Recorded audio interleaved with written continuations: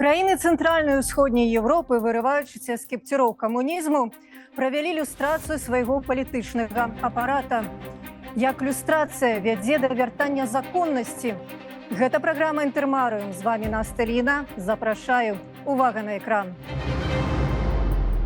Падзенне камуністычнага рэжыму ў краінах усходняй Еўропы спарадзіла важны выклік перад тагачаснымі грамадствамі ўжо былых савецкіх рэспублік. Як пабудаваць новую прававую дзяржаву, якая б забяспечвала ды гарантавала правы і свабоды для грамадзянаў. Новыя палітычныя эліты разумелі, каб ісці наперад, неабходна разлічыцца з мінулым.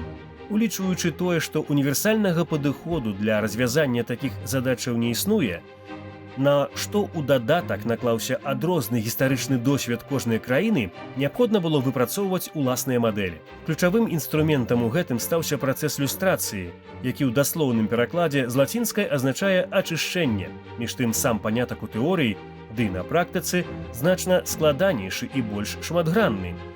Першымі, хто прыняў люстрацыйны закон сярод краінаў цэнтральнай і ўсходняй Еўропы, была Чэхаславаччына. Пад люстрацыйную уставу, прынятую 4 кастрычніка 1991 года, траплялі ўсе дзяржаўныя службоўцы, супрацоўнікі арміі, паліцыі ды дзяржаўных медыяў, суддзі, прафесарскі склад універсітэтаў. Кожны, хто меў дачыненне як штатны ці пазаштатны супрацоўнік да савецкіх органаў дзяржаўнай бяспекі, не мог прэтэндаваць на працу ў рознага кшталту дзяржаўных органах. Агулам люстрацыя ў Чэхіі закранула каля паўмільёна чалавек. Важным элементам працэсу была яго непублічнасць. Першая ж краіна, якая пачала масавы працэс люстрацыі, была Нямецчына. Яшчэ да аб'яднання ГДР-СФРГ работнікі штазі, тайнай паліцыі, разумеючы далейшую хаду падзеяў, пачалі актыўна нішчыць свае архівы, супраць чаго актыўна далучыліся прыхільнікі пераменаў. Пасля прыняцця ў 1992 годзе закону пра дакументацыю штазі, на аснове якога праводзілася люстрацыя, праз абавязковыя правяранні ахвочых працаваць у дзяржаўным сектары прайшлі больш за 3 мільёны чалавек. Куды складаней люстрацыя адбывалася ў Польшчы. Нягледзячы на, здавалася б, дасягнуты кампраміс паміж камуністамі і салідарнасцю, пытанне люстрацыі выклікала моцныя дыскусіі. Між тым яно зрабілася адным з найважнейшых інструментаў палітычнай барацьбы, а дыскусіі ды скандалы адносна гэтай тэмы трываюць да сёння. Спадчына, якую пакінула пасля сябе служба бяспекі МУС, аналаг КГБ, аказалася настолькі маштабнаю, што першы люстрацыйны закон удалося прыняць толькі ў 1997 годзе. Годам пазней паўстане Інстытут нацыянальнай памяці, задача якога будзе вывучаць злачынствы нацысцкага ды камуністычнага рэжымаў супраць польскага народу і кантроль над выкананнем люстрацыйных законаў. Наступныя люстрацыйныя законы, прынятыя ў 2006 і 2023 годах, пашыраць мандаты сваіх папярэднікаў. Няпростым аказаўся люстрацыйны працэс у краінах Балтыі. Разумеючы становішча пасля распаду СССР і досвед стасункаў з Расіяй, перад новымі элітамі адразу паўстала пытанне абароны незалежнасці сваіх краінаў. Таму люстрацыйныя законы, асабліва ў Літве ды Латвіі, выглядалі найбольш спрэчна і радыкальна. Яны прадугледжвалі не толькі абмежаванні, звязаныя з удзелам у палітычным жыцці, а таксама абмежаванні ў атрыманні грамадзянства для былых супрацоўнікаў савецкіх спецслужбаў. Складанасць заключалася і ў тым, што значную частку архіваў КГБ паспелі вывезці ў Маскву. У Эстоніі ж, якая пайшла польскім шляхам паступовасці, пытанне люстрацыі перастала адыгрываць важную ролю ва ўнутранай палітыцы. Але да сёння пытанне люстрацыі, а асабліва яе рэалізацыі, заўсёды было цесна звязанае з расстаноўкаю палітычных сілаў у рэгіёне. Вайна толькі чарговы раз падкрэсліла важнасць залечвання гістарычных траўмаў.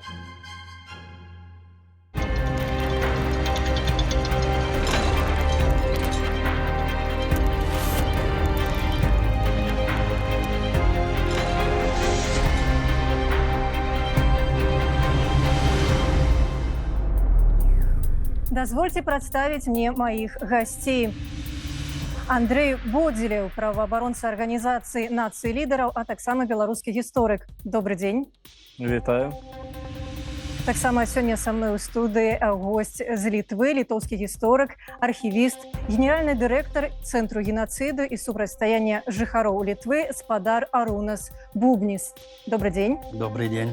І сёння да нас далучаюцца па відэасувязі А польскі палітолог, гісторык, публіцыст, доктар палітычных навук, былы віцэ-дырэктар люстрацыйнага бюро Польскага інстытуту нацыянальнай памяці, спадар Пётр Гантарчык. Дзень добры. Dzień dobry. І таксама са мной на відэасувязі наш госць з Чэхіі, чэшскі аналітык з Асацыяцыі міжнародных справаў, даследнік краінаў Усходняй Еўропы ў пытаннях бяспекі, дэмакратызацыі, дэзінфармацыі і грамадзянскай супольнасці спадар Павел Гаўлічык. Добрый дзень. Добрый день. Дазвольце мне пачаць маю дыскусію з вас, спадар Пётр, таму што ўсё ж такі вы з'яўляліся віцэ-дырэктарам люстрацыйнага бюро. Вельмі гэта грозна неяк гучыць, але можа патлумачце нам простымі словамі коротко на пачатку, што такое люстрацыя? Prostymi słowami będzie bardzo trudno. Простымі словамі цяжка патлумачыць. Перадусім, у розных люстрацыйных законах гаворка вядзецца пра тое, што на найважнейшых дзяржаўных пасадах, у парламенце, ва ўрадзе, але і ў прафесіях так званага грамадскага даверу, суддзі, натарыусы і адвакаты. Не засталося такіх асобаў, якія не прызнаюцца ў супрацы са службай бяспекі або вайсковымі службамі. Паводле польскага заканадаўства, сама супраца не можа быць падставай для пакарання або выключэння з публічнага жыцця. Караецца непрызнанне. Калі нехта прызнаецца, гэта не вядзе да ніякіх наступстваў. Тады грамадзяне могуць ацаніць, ці ён годны займаць пасаду парламентарыя ці займаць высокія дзяржаўныя пасады. В тым року Сёлета дыскусія вакол тэмы люстрацыі нанова будзілася, бо з'явіўся новы закон аб люстрацыі. З чым звязанае вяртанне да тэмы люстрацыі ў Польшчы ў 2023 годзе? У чым складанасць гэтага працэсу? Варта было б вярнуцца ў 1989 год. У Польшчы ўтварыўся першы некамуністычны ўрад. Яна была своеасаблівым лідарам пераменаў у гэтай частцы Еўропы. Лех Валенса, Салідарнасць. На жаль, праз пагадненне, заключанае ў 89 годзе з камуністамі, кажу на жаль, бо гэта была катастрафічная памылка, гэтая сістэма праз некалькі месяцаў пала б сама. Было заключанае пагадненне, якое дазваляла камуністам функцыянаваць у грамадстве, прымаць удзел у палітыцы. Узнік такі кансэнсус, праводзім тлустую рысу, аддзяляем усю мінуўшчыну, так нібы гэта магчыма, і пачынаем наноў. Гэта была фатальная памылка, бо на пасадах засталіся камуністычныя суддзі, якія выносілі прысуды па люстрацыйных справах. Фатальная памылка, бо мноства супрацоўнікаў спецслужбаў без перашкодаў трапілі ў новыя службы. І фатальная памылка, бо посткамуністы і частка гэтых апазіцыйных элітаў супраціўляліся люстрацыі. Праз гэта пачаткова ў Польшчы люстрацыю выключылі з парадку дня. У сапраўднасці першыя скандалы выбухнулі ў 92 годзе, і тады былі першыя спробы люстрацыі. Палякі дасканала ведалі пра тое, што дзеецца ў Чэхаславаччыне, пра якую згадвалі і ГДР. Там адразу адбыліся радыкальныя змены, а Польшча засталася далёка ззаду. Дзякуючы сусветным СМІ стала зразумела, што люстрацыя сур'ёзная праблема для гэтых краін, і ў Польшчы не ўдалося яе замесці пад дыван. І гэтае змаганне пачалося ў 92 годзе. Зрэшты, першы некамуністычны ўрад, абраны цалкам дэмакратычна, урад Яна Альшэўскага, быў скінуты праз тое, што хацеў праводзіць люстрацыю ў супрацы з тагачасным прэзідэнтам Лехам Валенсам. Апошні, на жаль, меў свой этап агентурнай дзейнасці ў 70-х гадах. Як вынік, барацьба працягвалася і працягвалася. 23 год – гэта чарговая спроба пашырыць люстрацыю на дзяржаўных чыноўнікаў на цывільных пасадах. Гэта значыць, што люстрацыя датычыць не толькі вышэйшых дзяржаўных чыноўнікаў, а кожнага дзяржаўнага чыноўніка, які раней быў агентам службы бяспекі. Сёння яго могуць шантажаваць нейкімі дакументамі, ён не дзейнічае на карысць дзяржавы, грамадства, выконвае загады, ці то агентаў службы бяспекі, якія ўдзельнічалі ў прыватызацыі 90-х гадоў, ці замежных дзяржаваў. І вядома, што ў расейцаў была поўная інфармацыя наконт агентуры ў камуністычнай Польшчы. Звярніце ўвагу, пачалося ў 92-м, цяпер 23-й. Дякую. Господар Павел, у меня до вас наступное питание. Когда мы говорим про Чехию, вот только что мы обсудили, конечно, это был короткий экскурс, но мы обсудили ситуацию в Польше, и, похоже, Польша все не может перевернуть эту страницу. А вот, кажется, в Чехии эту страницу получилось перевернуть и довольно быстро. И, наверное, Чехия одна из лучших примеров дает нам, вот как можно провести иллюстрацию. Я не говорю, что безболезненно, конечно, но, может, я ошибаюсь, может, в Чехии тоже были какие-то проблемы с проведением иллюстрации. Как она у вас проходила?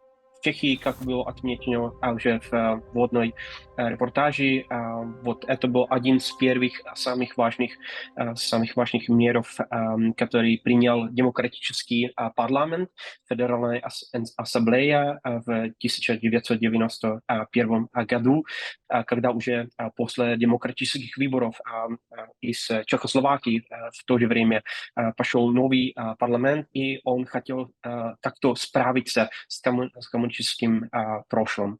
Именно с людьми, с элитами, так называемыми элитами коммунистического режима с 1948 до 1989 года. Значит, это было вот такая мера, как справиться с бывшими элитами, как их уволить из публичной сферы именно для сотрудников служб безопасности и их агентов. Значит, не только чиновников, которые физически сидели на этих местах и постах, но тоже их сотрудников, которые с ними сотрудничали как агенты в разных сферах публичной жизни. А если Значит, мы говорим о Чехии, то какое количество это затронуло в процентном отношении вот, населения? Как тогда население Чехии, потому что как бы это период трансформации, это воспринимало, насколько понимало эти процессы, насколько был протест или вообще протеста не было, это приветствовалось? В это же время, с начала 90-х годов, не было протестов против этой меры, поскольку просто это был очень такой оптимистический период, когда просто общество хотело как-то справиться с коммунизмом, с элитами бывшего режима, коммунистического режима, и это была отдельная такая специфическая мера, которая коснулась, в конце концов, как было отмечено в репортаже, сотен тысяч людей. Но надо отметить, что в это же время, в 91 году, тогда парламент хотел просто принять эту чрезвычайную меру только на срок 5 лет. Но потом показалось, что просто не было возможно справиться и избавить вот этих всех людей из государственных институтов и институций вообще в это же время. И надо было продлить этот институт люстрации на следующий период, и в 2000 году потом правительство приняло решение, чтобы просто сделать так, чтобы было без срока, и надо просто Без срока давности. Если посмотреть на политическую карту Чехии времен трансформации и дальше, то коммунистическая партия в самом деле в Чехии не была популярна долгие-долгие годы. Но потом как-то странно появилось, что на самом высоком уровне все-таки возникло впечатление, что бывшие коммунисты возвращаются к власти. Как так получилось? Только в 1999 году они добились высшей популярности, но все равно им никогда практически не удалось полностью избавить Чехию института люстрации. И только в 2014 году тогда правительство изменило закон о люстрации, который касался высокопоставленных чиновников, и избавило их, например, некоторых требований в этом смысле. И только в прошлом году новое уже правительство хотело изменять закон о люстрации и снова вернуть некоторые с высокопоставленных чиновников в рамы этого закона, и тоже добавить института очень высоких постов, как министров и президента. Но это уже такая современная история в этом смысле. Калі мы кажам пра люстрацыю краінаў блока камуністычнага блока, то варта згадаць таксама Нямецчыну, і Нямецчына мела свой таксама даволі цікавы шлях. Пра гэты шлях я запытала ў нямецкага эксперта, спадара Андрэаса Умлянда, які з'яўляецца даследчыкам стакгольмскага цэнтру ўсходнееўрапейскіх даследаванняў. Давайте паслухаем нашу размову. Ну, иллюстрация в Восточной Германии, она, наверное, отличалась тем, что она была менее проблематичной, так как вот иллюстрированных государственных служащих, в том числе и преподавателей, скажем, в университетах, можно было просто поменять на новых людей из западных. Это потом тоже создало некоторые проблемы, некоторое отчуждение восточных немцев от объединенной Германии, но в 90-м году я сам тогда был в Восточной Германии, я учился в Лейпцигском университете, который тогда еще назывался имени Карла Маркса, и частично это наблюдал как бы в университете, как это происходило и как это было болезненно, конечно, для многих людей, особенно старшего поколения, что их, в общем-то, просто уволили, и потом приехали из западных земель новой объединенной Германии люди, которые могли быстро заменить этих восточно-немецких госслужащих. И вот получилось такое отчуждение. Может быть, это тоже одна из таких глубоких причин вот роста этой партии «Альтернатива для Германии», которая как раз вот играет на отчуждение от Европейского Союза, от Федеративной Республики. И вот эта иллюстрация, она только частично была успешной. Хотя в 90-м году нужно сказать, что это было, наверное, скорее выигрыш, потому что, скажем, в высшем образовании ну, там просто не было ресурса, чтобы заменить люди, скажем, в моей дисциплине в политологии с восточно-немецкими новыми профессорами. Поэтому это было все-таки, наверное, процесс, который значительно отличался от других посткоммунистических стран. Может быть, скажем, в Литве или там в Прибалтике там тоже приезжали люди из западных стран, из диаспоры, которые заменяли, там это, видимо, играло какую-то роль вот местных госслужащих, преподавателей и так далее. Но в Восточной Германии это было, конечно, такая замена элиты, которая была более резкая и более быстрая, чем в других посткоммунистических странах. Иллюстрация в Восточной Германии, конечно, касалась в первую очередь бывших сотрудников Министерства госбезопасности, так называемой Штази, Министerium für Staatssicherheit.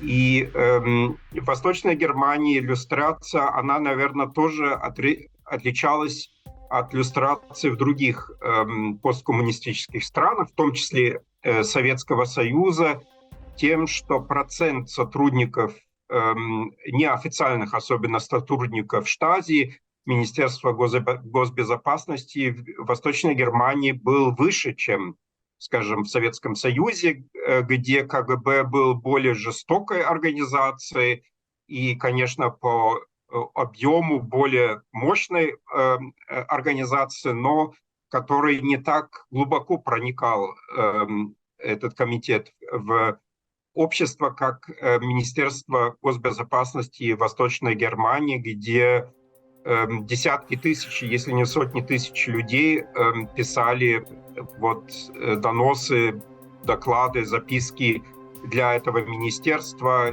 Часто они это делали не совсем добровольно, то есть там принимались разные методы, чтобы их завербовать.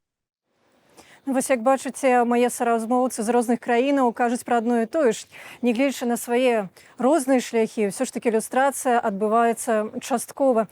Спадар Арунас, у меня до вас наступное пытанне, потому что мы обсудили страны Варшавского договора, но вы из страны, которая была, как и Беларусь, в составе Советского Союза, и, возможно, у нас в Беларуси иллюстрация даже невозможно, у нас ее не было, но в Литве, возможно, все-таки получилось ее провести, или все-таки, как и в Беларуси, были проблемы?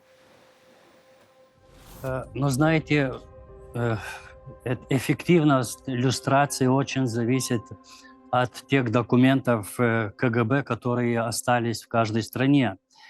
И если говорить о Литве, то в Литве было так, что уже с 1989 года КГБ Литовской ССР начала свои агентурные дела переносить в российские архивы. Уже в 1989 году еще не была объявлена независимость Литвы, которая была 11 марта 1990 года объявлена. И проблема, что у нас почти совсем не осталось личных и рабочих дел КГБ, агентов КГБ. И одно дело – картотеки агентов КГБ, а те архивные дела, те дела архивных агентов, которые уже были в возрасте и уже были записаны в архив, они в основном уничтожались на месте до августовского путча в Москве, а эти дела действующих агентов, они были вывезены в российские архивы. И в этом большая проблема, чтобы определить, установить, кто был секретным сотрудником КГБ. Это большая проблема для Литвы. Если говорить о самой процессе, об истории иллюстрации в Литве, то до 1998 года этот процесс был очень сумбурный и такой несистематический. Уже там... Наверное, потому что не готовились к этому. Ну, этому было, например, уже 27 марта 1990 года парламент Литвы, тогда назывался Высшим Советом Литовской Республики, он объявил было объявление гражданам Литвы, чтобы все, которые имели связи с КГБ, чтобы они в течение 4 дней до 31 марта прекратили сотрудничество с КГБ. И тогда как-то мало времени дали, 4 дня. И не будет никаких санкций для тех людей, и не будет, имена их не будут публичными, так сказать, преданной известности. Но это до 1998 года не было таких законов, которые, можно сказать, что уже началась иллюстрация. Первый такой закон был в 1998 году, и он касался штатных работников, только штатных работников бывшего КГБ. Там было много профессий, которые бывшие сотрудники КГБ не могли в течение 10 лет занимать эти профессии. И это не только в государственном секторе, но и в некоторые профессии, специальности в приватном секторе. Например, там разные фирмы security, которые занимаются охраной объектов и так далее. А вот преподаватели, учителя? Но не, это только штатные работы, это не агенты. Этот закон касался только штатных работников эти штатные КГБ. Работники могли потом быть преподавателями университета? В течение 10 лет нет. Что касается штатных работников, то здесь не было проблем определения, кто им был, потому что у нас в Вильнюсе, в бывшем архиве КГБ Литовской ССР, осталась картотека штатных работников КГБ, и было нетрудно знать, кто был штатным работником КГБ, и потому эта иллюстрация, что касается штатных работников, она не была проблематична, она где-то в Литве было где-то около 4000 бывших работников КГБ, только с теми, которые уже вышли из КГБ, но остались жить в Литве, было около 4000. И непосредственно иллюстрация штатных работников КГБ, она затронула где-то только 350 бывших работников КГБ, то есть довольно мало. Очень мало. Мало, да. А в следующем году, в 1999 году, был уже новый закон, издан о иллюстрации, который уже касался секретных сотрудников КГБ, агентов, информаторов, держателей конспиративных квартир и так далее. И здесь как раз проблема, что не осталось ни картотеки, ни личных и рабочих дел агентуры. И Эти поэтому, картотеки в Москве. да, ну в российских, в разных российских архивах. И здесь большая проблема, чтобы узнать, кто был кем. Но также была объявлена такая... Как в Польше могло быть что-нибудь такое объявлено, что придите и признайтесь? Да, Чего вам да, не у будет? нас было тогда объявлено, чтобы все, которые сами придет и признается в эту комиссию, которая будет создана, комиссия по люстрации, их тайна признания будет охраняться государством, и разглашена не будет тайна их признания. Там было сначала 25 лет, потом еще продолжили термин.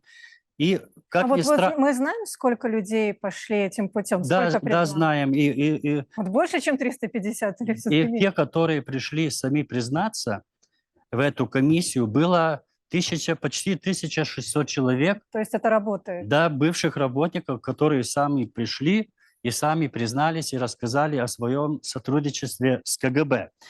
Это довольно большая цифра, потому что таких активных работающих агентов КГБ перед 90-м годом, перед независимостью, было где-то от 6 до 8 тысяч.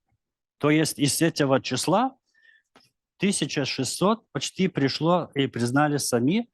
Была гарантирована тайна для признавших. А те, которые не пришли, тогда и если удалось комиссии вычислить их как агентов, тогда они публично были разглашены их фамилии, и им тоже был запрет на разные там профессии до 10 лет, которые не признались и были вычислены как бывшие агенты это КГБ. какое-то следчее бюро, которое искало вот эту информацию? Это какая-то специальная институция над этим? Да, было до 2000 года. В основном это занимался Департамент госбезопасности Литвы. И потом была эта комиссия, которая уже эти дела бывших агентов, которые не признались, она рассматривала дела этих агентов и их публично, так сказать, провозглашала, но они имели право запротестовать. Было часто бывшие агенты, они были не согласованы с решением люстрационной комиссии, они подавали на суд, и довольно часто они выиграли эти суда, потому почему? что судьи, они смотрели на эти дела довольно формально. Я, как говорил, дел рабочих и личных дел агентуры не осталось. Информация об этих агентах была не из этих дел, но из оперативной и секретной переписки КГБ, органов КГБ. Тяжело было доказать. Да, это было тяжело доказать, потому что если судья потребует, а где документ, подписка агента, что я соглашаюсь быть секретным сотрудником КГБ с моей подписью. Нет таких документов. И тогда было очень-очень трудно доказать, что такой и такой человек был агентом КГБ и работал на КГБ. Вот потому что... Знаете, наверное, извините, что перебью, но, наверное, в этой ситуации, в гораздо лучшей ситуации оказалась Латвия, потому что, в отличие от Литвы, у нее эти документы остались. У Латвии это единственное государство из балтийских государств, у которых сохранилась целая картотека агентов КГБ, последнего времени агентов КГБ. Но это была случайность. Это было перед августовским путчем в Москве. Парламент Латвии запросил у КГБ Латвийской ССР, чтобы они привезли на какое-то время показать эту картотеку в парламент латвийский. Начался путч проиграл, ситуация совсем изменилась, и эта картотека в руках латвийского парламента. Но это такой был Это просто детектив какой-то. как бы детектив, такой счастливый случай. Конечно, для одних счастливый, для других несчастливый. Но они имеют эту целую картотеку агентов латвийской КГБ. Андрей, у меня до вас такое питание будзе кароткае, тому што нам, беларусам, на жаль, не можам мы размаўляць ні пра Нечым які. хвастацца. Так, няма чым пахваліцца, ні пра які картатэкі мы пагаварыць не можам. Беларусь адзіная краіна постсавецкай прасторы, можаце мяне паправіць як гісторык, якая КДБ свае архівы не адкрыла. Акурат Украіна не так даўна архівы гэтыя адкрыла, а мы не маем магчымасці працаваць. Але тут мне да вас пытанне не да як гісторыка, а як да праваабаронцы. Таму што у бок можам пакуль што гэтае КДБ на некаторы час. Але тым не менш мы з'яўляемся сведкамі часу. І мы з'яўляемся сведкамі жахлівых рэпрэсіяў, мы з'яўляемся сведкамі таталітарызму, які вось гэты рэжым у Беларусі цяпер усталяваў.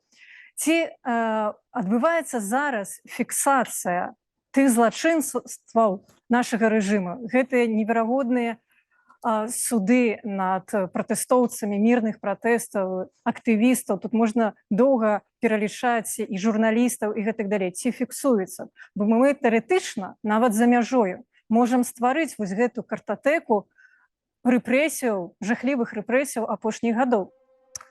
Вядома, фіксуецца, таму што сённяшні час вельмі адрозніваецца ад часоў тых, што былі 30 гадоў таму. Сёння ў нас шмат розных сродкаў камунікацый, і вельмі лёгка вось гэтыя ўсе твары тых людзей, якія рабілі злачынствы, якія здзекаваліся над іншымі людзьмі, вельмі лёгка іх вылічыць.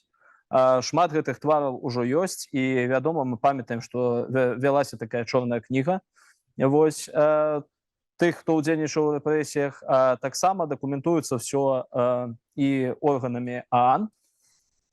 Таксама збіраецца інфармацыя о тых падзеях, якія адбываліся, о рэпрэсіях, о збіццях, о здзеках і так далее. І таксама сярод праваабарончых арганізацый таксама захоўваюцца усе тыя дакументы, якія пацвярджаюць рэпрэсіі ў дачыненні тых ці іншых людзей. То бок мы фіксуем праваабаронцаў, прозвішча суддзяў, суддзяў, супрацоўнікаў міліцыі. Калі ёсць інфармацыя аб прадстаўніках КДБ, таксама прадстаўнікоў КДБ. Калі ёсць інфармацыя о ГУБОПіку, то бок усіх тых, хто прычасны да рэпрэсіяў у тым, скажем так, ці іншым выглядзе.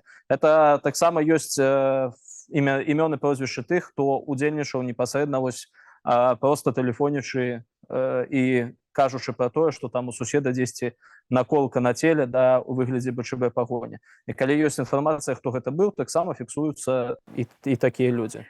Дзякую за гэту інфармацыю.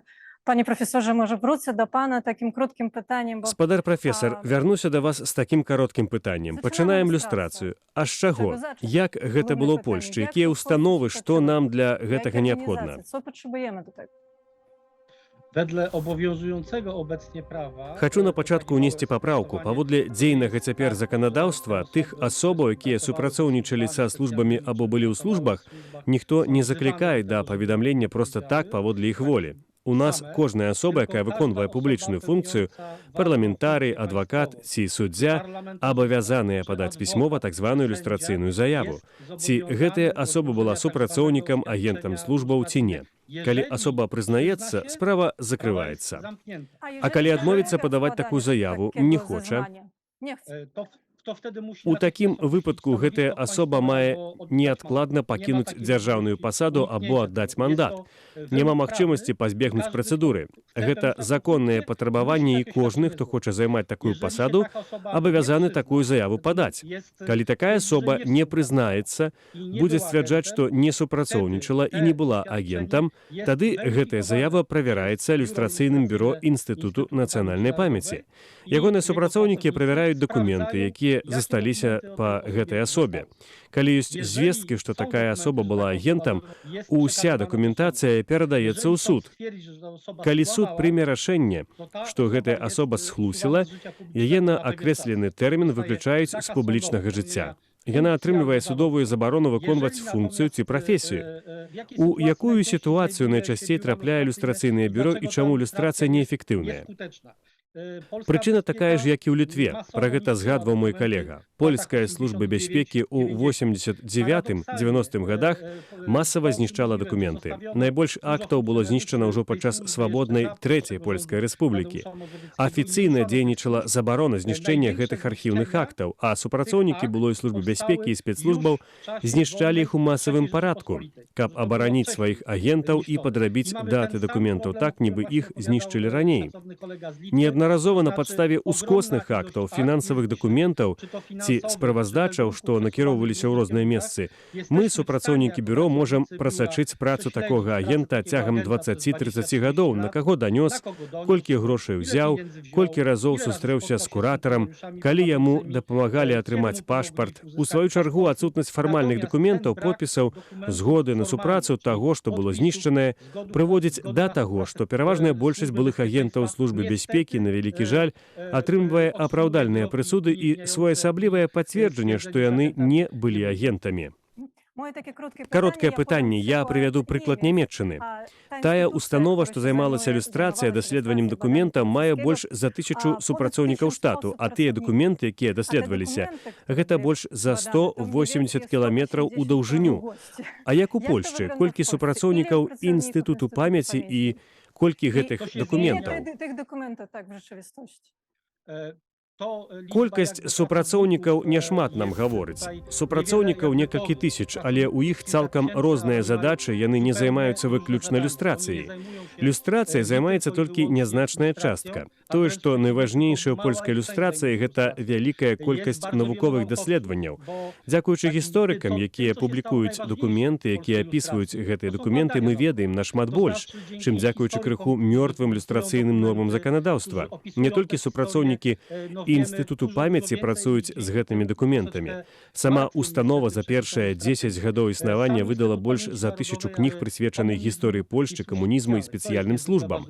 Гэта вельмі важны сегмент нашай дзейнасці. Мы таксама займаемся справамі пенсіі і адшкадавання рэпрэсаваным асобам, якія атрымліваюць на гэтай падставе сацыяльныя выплаты. Даруйце, я ўвайду ў слова, бо вы сказалі адшкадаванне. А што з тымі асобамі, якія супрацоўнічалі? Можа, нейкае зменшэнне пенсіі? Агентам не, але ўвесь час працягваецца змаганне наконт абмежавання прывілеяў супрацоўнікам былых спецыяльных службаў. Здараюцца парадаксальныя сітуацыі, калі былыя палкоўнікі, генералы, высокапастаўленыя афіцэры службы бяспекі атрымліваюць пенсіі ў некалькі разоў вышэйшыя за рэпрэсаваных. Яны ж мелі нашмат горшую працу і менш адлічалі ўзносаў на пенсію, або сядзелі ў вязніцы і не маглі адкладаць на пенсію. Так было яшчэ нядаўна. Гэта быў адзін з вельмі важных элементаў вяртання пэўных фундаментальных элементаў у справядлівай дзяржаве. Былі зроблены заканадаўчыя крокі, каб гэтых супрацоўнікаў пазбавіць усіх неабрунтаваных прывілеяў і дадаткаў, каб яны спусціліся на ўзровень, прынамсі, сярэднестатыстычнага чалавека. Я вас заклікаю, каб пры вяртанні да незалежнасці і суверэнітэту беларусы неадкладна ўводзілі нулявы варыянт. У судах, спецслужбах і дзяржаўным апараце неадкладна перахапіць архівы, бо яны ключавыя. Неадкладна адхіліць гэтых людзей і ачысціць дзяржаўны і судовы апарат, інакш люстрацыі не будзе.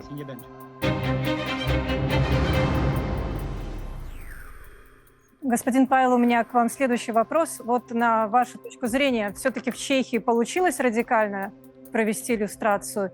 Или с этим тоже были проблемы? И еще, может, такой философский вопрос. Где, как найти, как увидеть эту границу между местью и справедливостью? Спасибо за вопрос. Это очень, очень важно, чтобы просто для будущего Беларуси мы следили за этими примерами их соседов.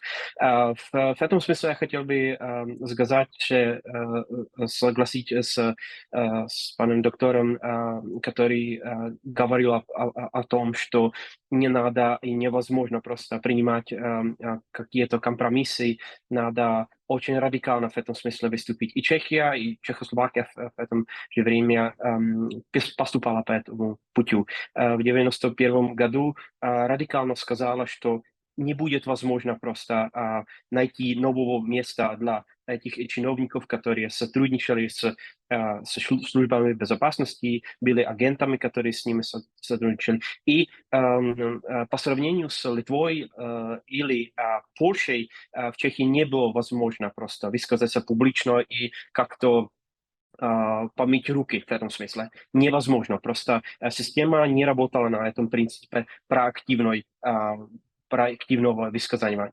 Только реактивно и через вот информации и координацию с институтами нового государства, новых институций, которые очень радикально поменялись в этом смысле.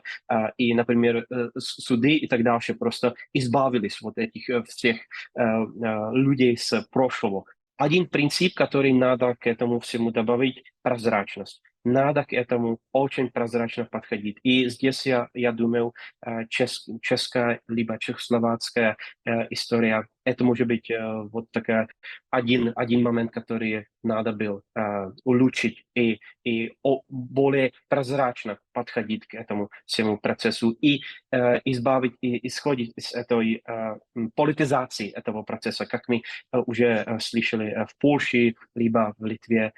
Спасибо за ваши советы. Вельмі важна прагучала зараз думка про тое, што мусіць усё быць празрыста. І тут акурат добры прыклад Нямецчыны, таму што Нямецчына адкрыла архівы спецыяльных службаў, і можна было прыйсці і паглядзець. Былі даносы пісаныя на пэўную асобу ці не, кожны мог атрымаць сваю асабістую тэчку. Вось я задала пытанне нямецкаму палітолагу, спадару Андрэусу Умлянду, што ён адчуў, калі прыйшоў у гэты архіў і прачытаў сваю тэчку. Калі ласка, увага на экран. Если я правильно помню, у меня это где-то лежит, это досье, там не было каких-то доносов моих близких друзей. Я не помню, чтобы там кто-то, чтобы я там кого-то узнал. Ну, там эти имена, они все в черном, то есть имена нельзя прочитать. Они перечеркиваются, и часто так, что люди потом из контекста понимали, кто писал это, да, они не могли узнать имена этих людей, но они могли понять, кто это писал. И в моем досье я сейчас не помню, чтобы там был какой-то донос, который был от моих близких. Скорее, это были вот... меня там старались, как и многих молодых людей, завербовать, и потом это не получилось. И вот были какие-то вот записки касательно этой вербовки, когда я еще в школе был. Андрей, напрыканцы нашай размовы пытанне да вас. Вось мы зараз паслухалі прыклады 4 краінаў. Што мы, беларусы, можам з гэтага вынесці, якія высновы, што нам рабіць? Слухайте, ну вот мы паслухалі размовы, я вельмі добра ведаю гісторыю, і унікальнага рэцэпта яго няма. Але, ведаеце, мы глядзім на люстрацыю, на слова люстрацыю, да, мы заўсёды глядзім у такім пазітыўным сэнсе, у сэнсе, што мы ачышчаем грамадства, да, ад людзей, якія рабілі нейкія нядобрыя ўчынкі. Да, я тут не пагаджуся, мы не грамадства ачышчаем, мы акурат будуем дзяржаўную структуру. Будуем дзяржаву, так. Але глядзіце, ведь люстрацыя, яна можа ўжывацца не толькі ў хорошым, але і ў дрэнным сэнсе, да. І вот сёння я просто гляжу на Беларусь, тое, што там адбываецца, лукашысцкі рэжым, ён жа таксама робіць сваю там нейкую люстрацыю. Але тут ёсць просто пэўная норма з люстрацыямі, да? Ёсць тое, што ён пазбаўляецца ад сваіх праціўнікаў, а ёсць другое, што мы хочам пазбавіцца ад тых людзей, якія сапраўды парушылі закон.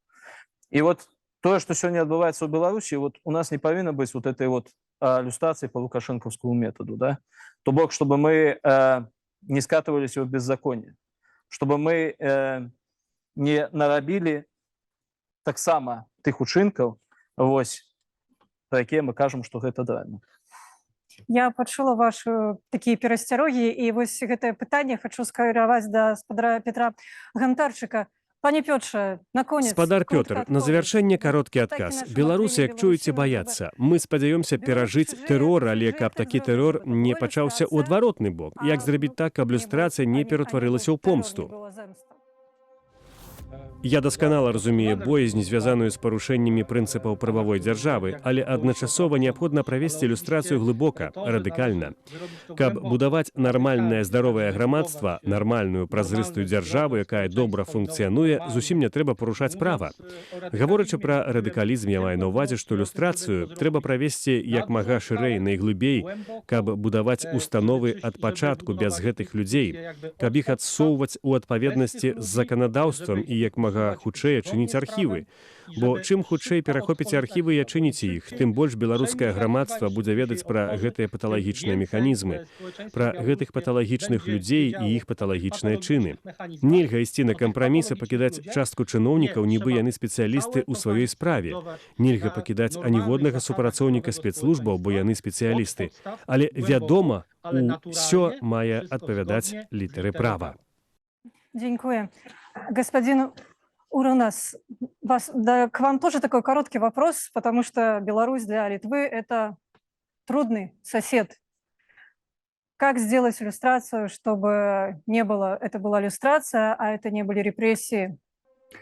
Ну, я думаю, надо уже сейчас готовиться к этому процессу, надо изучать этот опыт других стран, и Польши, и Чехии, и Литвы в некотором смысле, как сделать эту базу, законную базу, все подготовить, чтобы уже, когда придет время, уже были готовы и законы, и процедуры, и комиссии иллюстрационные, и если будет архивы, тоже оставлены в большинстве своем, не будет вывезены в Россию или не будет уничтожены на месте еще перед тем, как режим будет устранен. И когда уже все это будет готово, так это все пойдет законным путем.